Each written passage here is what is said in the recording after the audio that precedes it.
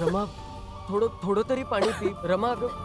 पिऊन घे ना रमा. रमा का जिद्द करते पोरी? घ्या. परत यांचं नाटक चालू झाले. खूप झालं आता रमा, मला चिडायला लावू नकोस.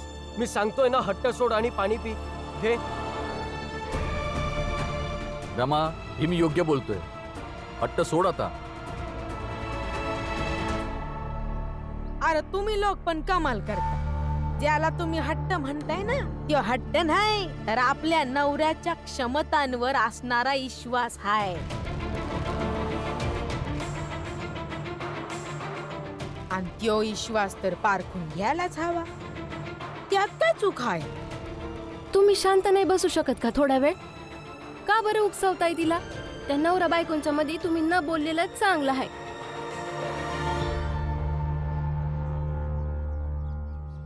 रमा, हे बघ पोरी, तू कोणाचं ऐकलं नाहीयेस, पण आपल्या बाबाचं तरी ऐक. पिऊन घे पाणी. बाबा,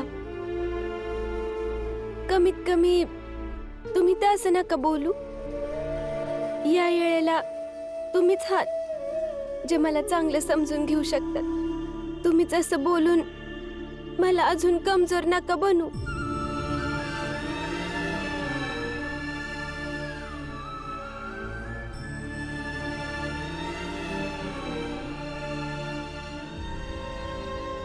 सर, आता माझ्याकडे एकच मार्ग शिल्लक आहे.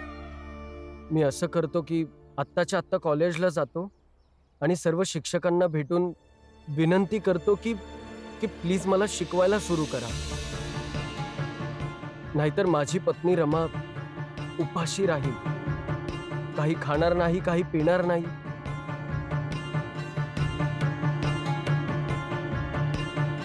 काय सांगता येतं, कदाचित हे सगळं ऐकून त्यांना दया येऊ शकेल आणि ते शिकवायला सुरू करतील. आता ही समस्या सोडवण्यासाठी हाच एक शेवटचा मार्ग दिसतोय. हो भीम, हेच बरोबर आहे आता तुझ्यासाठी. ठावे हे पत्नी, पोरं, परिवार, हे सत्य आहे आयुष्याचं. ही तुझी पुस्तकं, कॉलेज, या फायली, हे समज नाही. समज खोट आहे, सगळ्यात मोठं खोट. वाचचा बाई, वा, किती महान आणि परखड बोललीस. माणसाला लय उशिरा समजतं की आयुष्य जगण्याची एकच दोरी असते.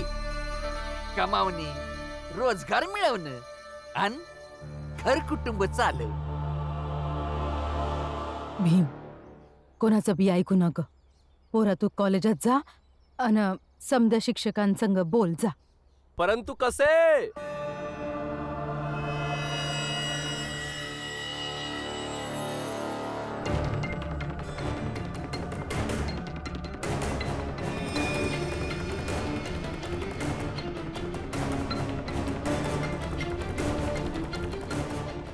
अरे नमस्कार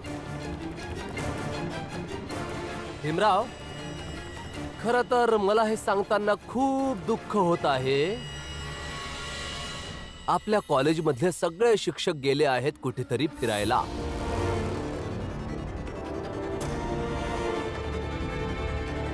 हे तर सगळ्यांनाच माहिती आहे की कॉलेजचे सगळे शिक्षक तर या भीमरावला शिकवणार नाहीत आणि आम्हाला ते शिकवतात कॉलेजच्या बाहेर. म्हणूनच ते गेले.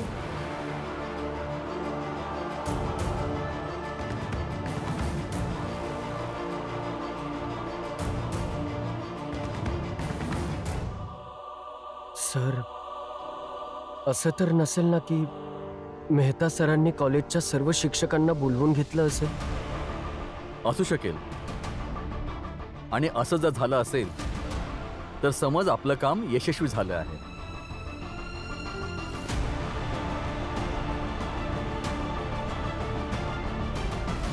भीमराव, तू या रमाबाईचा पती आहेस की समस्या आहेस? हा, बघ बघ, तुझ्या नाकर्तेपणामुळे तुझी पत्नी रमाबाई उपाशी तहानलेली बसून आहे. बिचारी रमाबाई, त्याला तुझी काहीच काळजी नाहीये. अगदी अगदी निष्ठुर आहे हा आपल्या जगात खुश आहे. त्याच्या प्रिय सरांशी असं काही बोलतोय की जशी एखादी गुप्त योजना सफल झाली आहे. काय भीमराव, हा?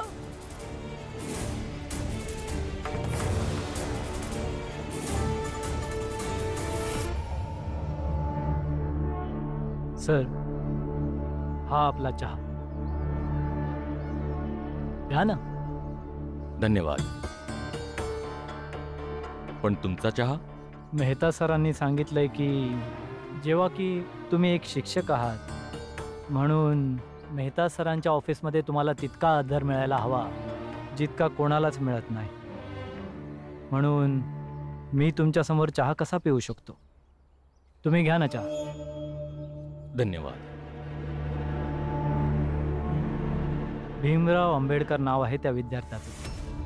त्याला तुम्ही आणि तुमचे शिक्षक मित्र का नाही शिकवत? मी जर ठरवलं असतं तर हाच प्रश्न बाहेर जे तुमचे शिक्षक मित्र बसलेले आहेत ना त्यांच्या समोरही मी हा प्रश्न विचारू शकलो असतो. पण मी कळत नकळतही कोणत्याही गुरुच्या प्रतिष्ठेला धक्का लावू इच्छित नाही आणि मेहता सरांचंही हेच म्हणणं आहे. हे बघा, धर्म, जाती, सामाजिक व्यवस्था अशाही काही गोष्टी असतात. प्रत्येक व्यक्ती आपल्या परीने यांचं संरक्षण करत असतो आणि आम्हीही हेच केलं आहे.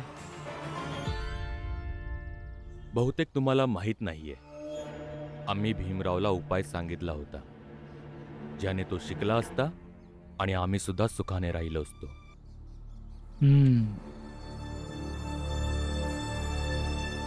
तर मग या वर्तमानपत्रात हेच छापून टाकू की जात, धर्म, सामाजिक व्यवस्था वगैरे अशा गोष्टी असतात?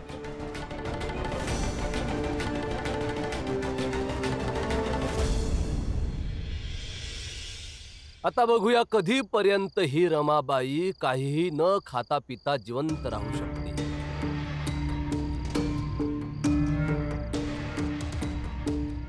तुम्ही काळजी नका करू, मला काही नाही होणार.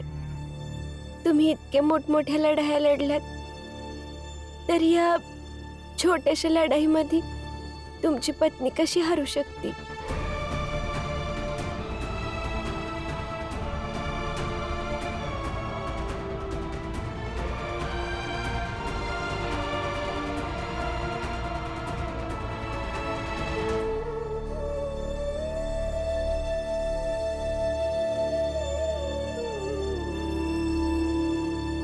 वकील साहेब, रात लय झाली आहे. तुम्ही घरला जा. जे काय होईल आम्ही तुम्हाला सांगू.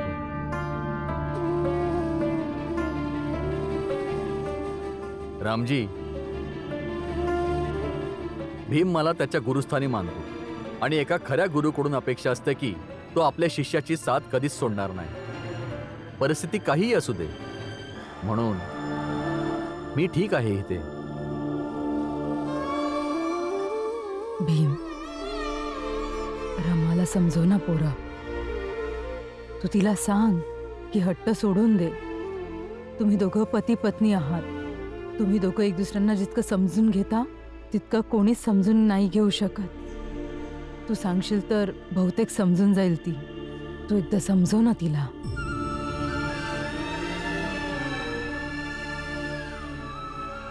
माझ्याकडून रमाच्या अशा अपेक्षांवर पाणी फिरवलं जाऊ नये. कदाचित मेहताजी माझी नियत आणि माझे विचार समजू शकतील. घ्या, आम्ही सुद्धा आलो. नरोत्तम, सोबत चहा घेऊन आलोय आणि बसायला खुर्ची. बरं झालं प्रचंड देवजी जर तुम्ही आलात. आता अजूनच मजा येईल. नरोत्तम, आपण इथे आरामात बसून चहा पिता पिता या रमाचा तमाशा पाहू. आज पाहूया की उपाशी लोक कसं उपोषण करतात. बोलू, चहा पास. अगदी बरोबर बोललात प्रचंड देवजी, अगदीच बरोबर बोललात.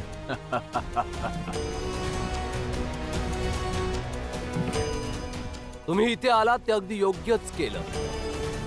बघूया आता तमाशा. तसंही कॉलेजचे शिक्षक तर आता या भीमरावला शिकवणार नाहीत. शिकवतील साहेब, शिकवतील.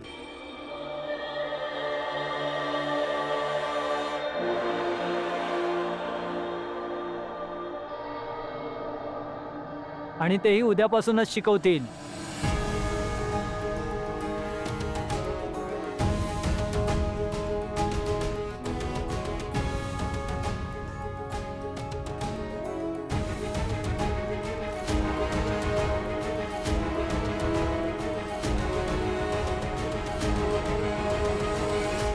कोण आहेस तू? सगळं कळेल तुम्हाला. भीम, भीम.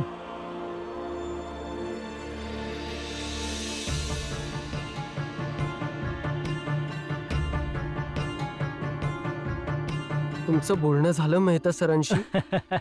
बोलणंच नाही झालं तर त्यांच्या आदेशाने तुझं सगळंच काम झालं. काय?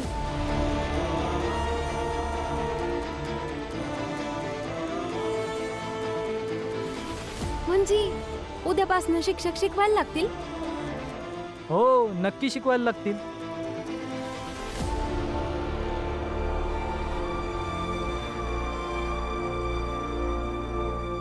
पण हे सगळं झालं कसं? हे मी इथे सार्वजनिकरित्या तर नाही सांगू शकत. भीम, ही चिठ्ठी आहे. यात मी ते सगळं लिहिलेलं आहे जे जे झालेलं आहे. बरं, मी आता निघतो आणि उद्यापासून तू कॉलेजात जायला सुरुवात कर. आणि जर तुला काहीही त्रास झाला तर मला नक्कीच सांग. धन्यवाद.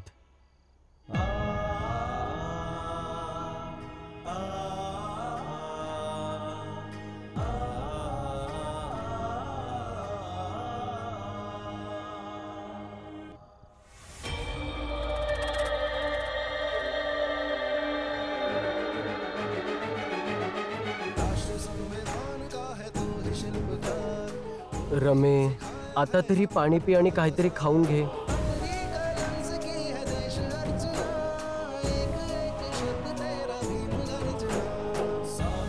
पाहिलं तुम्ही समद्यांनी माझ्या मुलाची योग्यता. जा आणि झोपा. तमाशा संपलाय. उद्यापासून कॉलेज सुरू आणि शिक्षणही सुरू. भीम, रमाला आत घेऊन जा. तिला भूक लागली असेल. तिला जरा घाव पिऊ घाल. जा पोरा.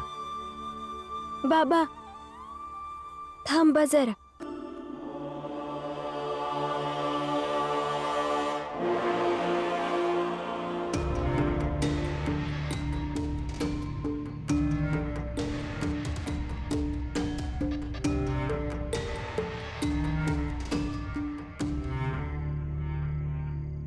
आणि तुम्ही लोक इथून जाऊ नका अजिबात. खुर्च्या तर आहेतच, बसून घ्या. चहा पण आहे, चहा प्या आणि पिता पिता विचार बी करा. विचार करा की माझे पती कसे आहेत. विचार करा का तुम्ही दोघ कसे आहेत. विचार करा का प्रत्येक लढाईत शेवटी माझे पतीच कसे जिंकतात.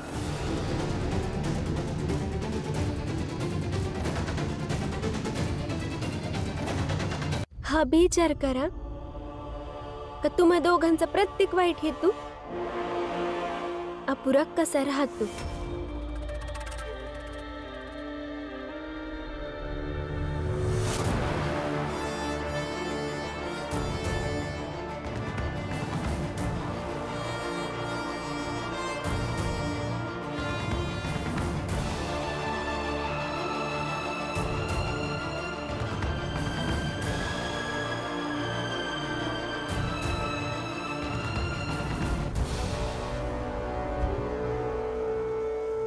बस.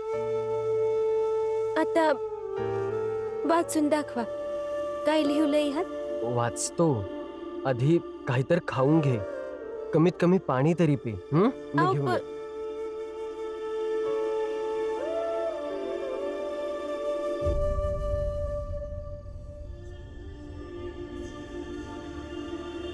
हे घे रमा, पाणी पिऊन घे.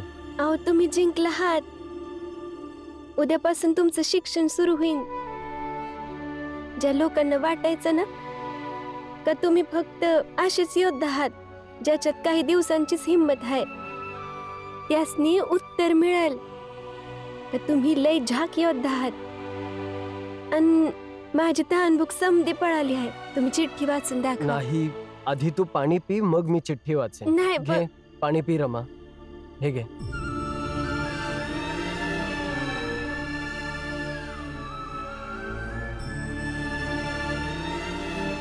तुला माहितीये प्रत्येक लढाईत माझं सगळ्यात मोठं हत्यार काय असतं? तुझा जो माझ्यावरचा विश्वास आहे ना, ते माझं सगळ्यात मोठं हत्यार. आणि आजचा हा विजय तुझा विजय रमा.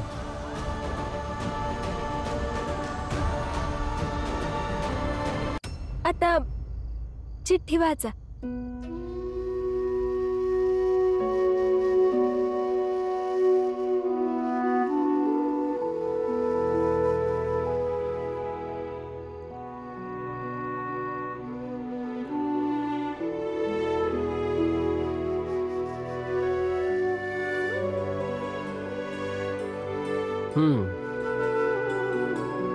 मेहता सरांनी सांगितलंय शिक्षकांबद्दल छापण्याआधी एकदा शिक्षकांशी बोलायला हवं. आणि त्यांनी त्यांना ऑफिसमध्ये बोलवलं. त्यांच्याशी बोलले आणि मग शेवटी लिहिलंय की हे बघा, असं करू नका. आमच्या इब्रतीचा प्रश्न आहे. लोक काय म्हणतील? कोणीच तुमचा अपमान करू इच्छित नाही. म्हणून तुम्ही इतर तुमच्या शिक्षकांनाही सांगा की उद्यापासून कॉलेजला जा आणि शिकवायला सुरुवात करा. नाहीतर पुढच्या वेळेस तुम्हाला विनंती नाही केली जाणार.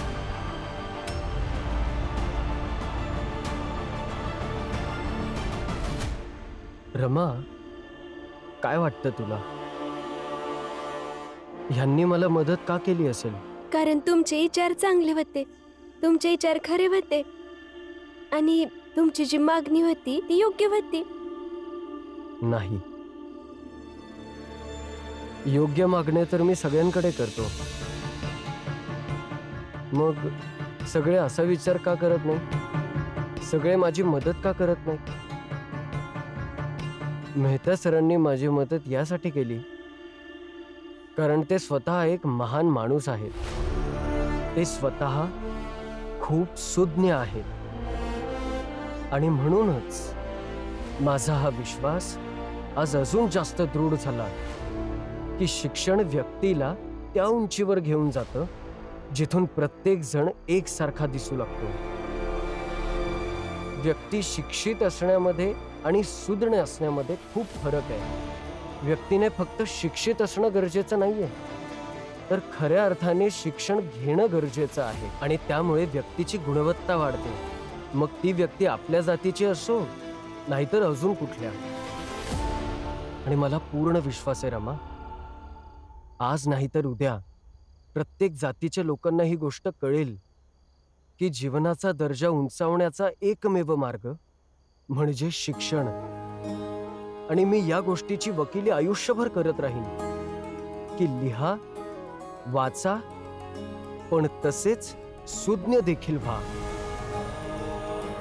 कारण लेखन वाचन फक्त ऑफिसात नोकरी करण्यासाठी नाही, तर जगण्याचा दर्जा वाढवण्यासाठी आहे.